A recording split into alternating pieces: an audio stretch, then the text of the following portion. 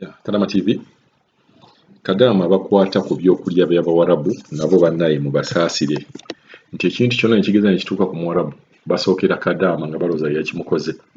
Kadaama olwaleero gwe tugenda baleetera babboosi be baali balowooza nti ye yateeka obutwa mu caayi.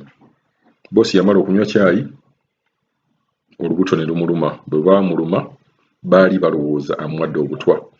Naye tusooke tudde emabega. Bw'oŋŋamba nti nze nga Kadaama nkuwadde obutwa mba nabuggya wa? Nze ngamba nga mu famire mulina kusooka ne mwesootinga singa kibeera bwe kityo kuba kino kyali kya bulimba. Naye singa kibeera bwe kityo kitegeeza nti obutwa omwe mubeeramu abundeetera kuba nze sifuluma kugenda muki sigenda ku shopping. Tegeera. Katuulire Kadaama ono kikyagamba ku nsonga eno ey'obutwa naye nga manya Kadaama yenna bwe bagamba nti yawadde boosi obutwa kimanya kivudde mu famire. Mr. Kadaama mukwano gyebaleko ssebo nze nasuze seebase kuba wano omukyala yasuze nga mulwadde kati nga bagamba nze namufiiriddeko obuzibu. Kati nga bwe nabiwulidde n'otulo ne tumpula kuba nafumbako caayi kw'osa jjo ne ngibawa. Kati baagala kwekwasaako akacaayi n'embeera ebaddewo etali nnungi mbuuze nyinza oba muwadde obutwa. Kyokka caayi oyo twamunywa abantu bangi nange namufumba kennyini ne ntuula nabo ne munywa nabo. Naye kati nga nzita Omuwarabu oba nga nkwata obutwa nga mbuwa Muwarabu ye mbuggya wa Mr. Kadaama? Nkisobola kikola. Kati ndowooza bamututte mu ddwaliro omukazi kyayaka bulijjo alina asima nga tassa bulungi. Asinziiri asima naye Mr. Kadaama embeera gye mpitamu wano si nnungi. Obulamu bwange buli mu matigga. Mbadde nsaba kuntaasa mu bwangu. Ntaasa mu bwangu bambi Mr. Kadaama. Siri bulungi, embeera yange si nnungi. Bye mpitamu si birungi. Bwe baategeera ensonga gye nkompuleenize bye nayitamu nabiyitamu ne bampa obutwa. Kati bwe mbagamba kunzisa ku ofiisi bagaana ne baagala njogere ne ofiisi tusolvingire ebizibu wano. Naye Mr. Kadaama nze njagala nve wano mu bulungi. Saawa zino nseka nabo ndya nabo naye nga sirya. Mbateereddewo embeera ennungi eraga nti sirina buzibu nabo. Naye obulamu bwange buli mu matigga Mr. Kadaama saawa yonna. Obulamu bwange bugenda. Mukama nsaba ntaase. Ndi mu toyireeti saagala kwogerera mu nnyumba. Omukadde bw'awulira nga ndi ku ssimu ng'abagamba leero abadde ku ssimu nnyo. Njagala kuva wano mu bulungi Mr. Kadaama. Saagala kuddamu kwekalakaasa nga ndi mu nnyumba yaabwe. Wabula njagala ofiisi ye Uganda ekubire yeeno egambe bakubire boosi wange banze ku ofiisi mu bulungi nga teri atemudde munne. Mr. Kadaama ntaasa.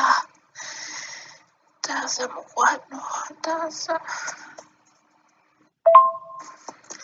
Enamba ya bulaza wange ngikuwadde Mr. Kadaama ayogerako naye ogenda kuwulira byonna by'akuwa. Data wange yenna amuyina agezezzaako tugezezzaako buli mbeera. Neewandiisa ne overseas workers voice mbuba rescuing abaana. Kyokka ssente zange baazigate nga tebannyambye. Bambi Mr. Kadaama nkwegayidde mukwano. Nti simanyi na kigenda mu maaso kati. Sikimanyi. yogerako ne brother wange ogenda kuwulira byakugamba byonna.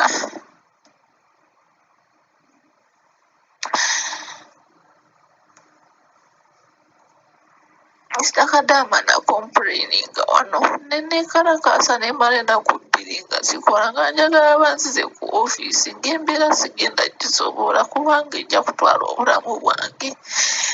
Mr. Kadama ne balemerako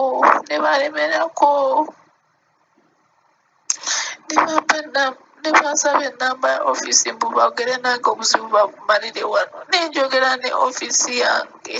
Kyokka omusajja takuganya kwogera, akuwa essimu ye oyogera. Bwe njogera ku ssimu yange nga njogera ne ofiisi tenziramu, naye bwe bakuba ku ssimu ya boosi wange ne bakubira ofiisi ekwata mangu. Kyokka ate bwe njogera bwampa essimu mbu njogere ne ofiisi yange obuzibu tubumalire wano. Nayogera nayo nenjogera ne Mr. Fahadi ku ofiisi ey'Ejidda naye saamuwulira buzibu kuba ensonga saagala zoogerera wano mu nnyumba muno. Namugamba nti ekifuba kinnuma bantwale mu ddwaliro, n'abagamba tebantwala. Naye ensonga yange enkulu nali njagala nve wano mu nnyumba eno nkyuse endala oba bakwegulira tiketi negulira tiketi nzire Uganda. Mr. Kadama taasa. Mr. Kadama waliwo embeera egenda mu maaso, maybe balabika baagala kunziza ku ofiisi naye sinaba sirishuwa kuba sibitegeera kugenda mu maaso.